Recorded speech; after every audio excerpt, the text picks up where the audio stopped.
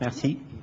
Ce que je voulais vous montrer, Alexis a surtout présenté une partie sur, je dirais, une étude de la chaîne d'énergie. Moi, je vais vous parler du Finitel. C'est un système de télécabine, comme on a l'habitude d'en voir, sauf que les cabines, elles sont portées par 2 brins de câble. Au lieu d'un seul brin, j'en ai 2. On ne va pas trop s'intéresser à ça. Nous, ce qui va nous intéresser, c'est étudier la problématique, le contrôle de vitesse de déplacement entre les gares et choisir le système de commande qui va respecter des critères. On ne va pas rentrer dans le détail, mais bon, les critères, c'est que je veux que ça soit précis, que la vitesse soit correcte, que le moteur tienne ses performances, que le système, on parle de système stable. Donc en bas à droite, on vous présente la chaîne d'énergie avec le moteur, les poulies. Ça, on va le laisser de côté. En haut à gauche, on vous présente le cahier des charges, de la même manière que Alexis a montré un cahier des charges normalisé. Alors celui-là, il n'est pas tout à fait normalisé, mais c'est quand même un cahier des charges. À partir de là, pour étudier le contrôle de la vitesse en déplacement, l'élève va formuler des hypothèses, modèle, linéaire, continu, invariant. Il va avoir tout un tas de données qu'il va aller rechercher dans le sujet. C'est une des capacités attendues. Les équations du comportement du moteur, des capteurs. Il va aller utiliser des résultats sur une première partie du sujet. Donc tout ça, ça fait un peu partie de la manière de décoder un sujet. Il va être capable de proposer une modélisation avec un formalisme avec un schéma bloc. On va retrouver les différents ensembles. Et puis, à partir de toutes les informations dans le sujet, il va être capable de modéliser chacun des blocs. Alors, ce n'est pas l'objet ici, mais si on s'intéresse juste à l'ensemble mobile, à partir de toutes les informations, il va être capable de proposer une modélisation sous la forme d'un schéma bloc avec le formalisme qu'on utilise en S2I, des transformés de Laplace. Ayant chacun des blocs, il est capable de calculer le comportement global du système. Mais ça, c'est long, c'est laborieux. On peut le faire, un ordinateur peut le faire. Donc je dirais que le jour du concours, voilà ce qu'on lui propose. On lui propose différents systèmes de commande avec des entrées déjà prédéfinies et puis les courbes caractéristiques du comportement du système. Donc ça fait gagner du temps. Pour gagner du temps sur quoi? Pour le faire travailler sur l'interprétation et la critique des résultats. C'est quand même le cœur du problème. L'idée, c'est, voici la copie élève, voici ce qu'il est censé répondre sur un système de commande donné. À partir de là, il va être capable de choisir le système de commande et même au centre, on voit un paramètre capé, 100, supérieur à 100, inférieur à 100, ça c'est un paramètre de réglage. Suivant les critères, il va essayer d'optimiser un paramètre. Alors naturellement, tous les critères ne vont pas dans le même sens.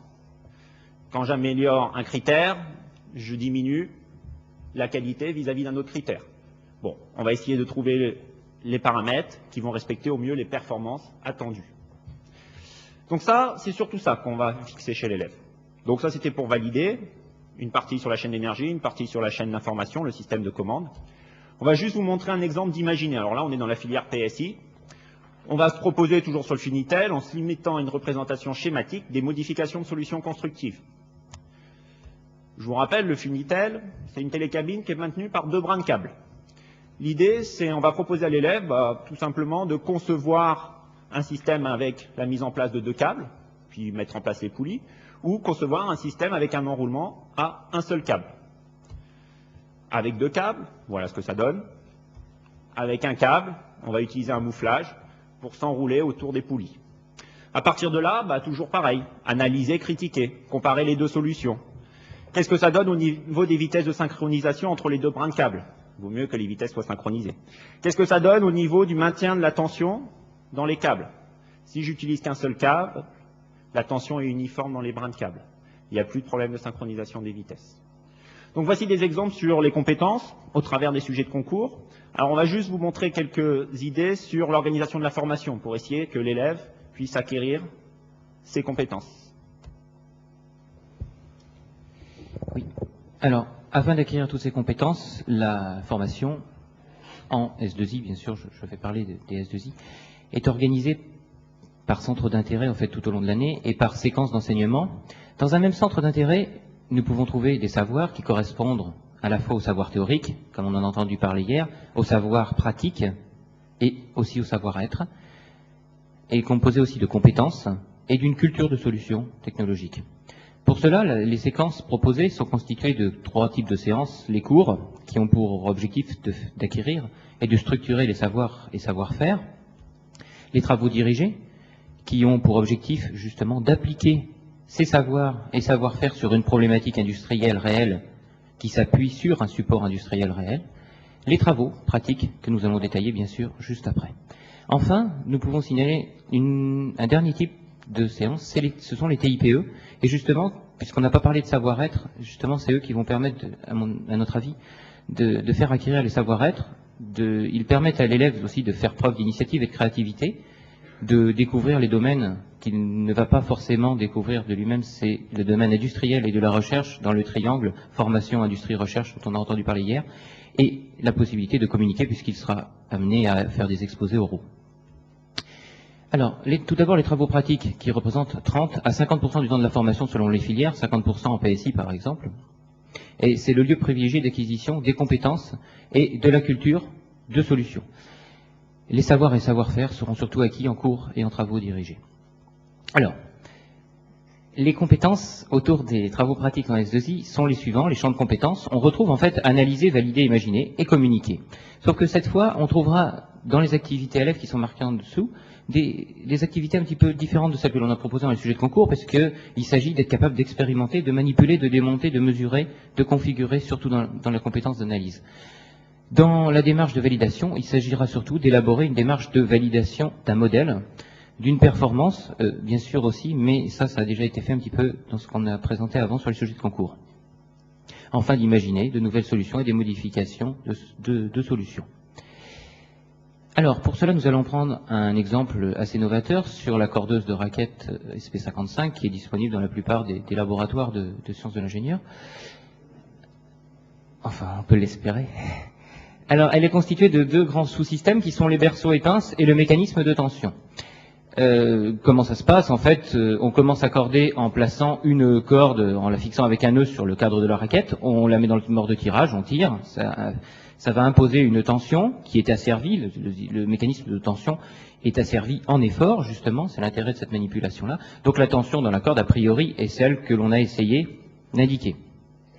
À partir de là, il va falloir passer au nouveau montant. Et pour passer au montant suivant, justement, il est nécessaire de maintenir la tension dans la corde, puisqu'il va falloir relâcher le mort de tirage et retendre le montant suivant. Et en fait, cette étape de maintien dans la corde, ça va être l'objectif du TP, la problématique du TP, elle est obtenue par des pinces. Les pinces viennent pincer la corde et on espère comme cela maintenir la tension dans la corde.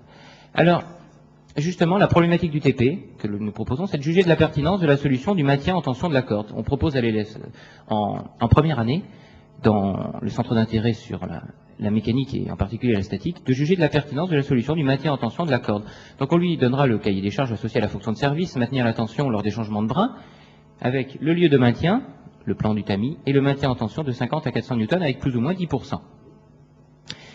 Alors, à partir de là, l'élève va devoir tout d'abord analyser justement son système et s'approprier la solution proposée. Pour cela, il va mettre par exemple en œuvre un diagramme FAST consistant à dire que cette fonction de service se décompose en différentes fonctions techniques qui sont de serrer la pince serrer la corde grâce aux griffes, de guider les pinces par rapport au bâti, ce sont les liaisons et qui vont faire l'objet de l'étude qui va suivre, pinces bâti, et de bloquer les pinces par rapport au bâti. Donc il faut à la fois autoriser des mouvements et ne pas autoriser de mouvements, ce qui est un petit peu surprenant dès le départ.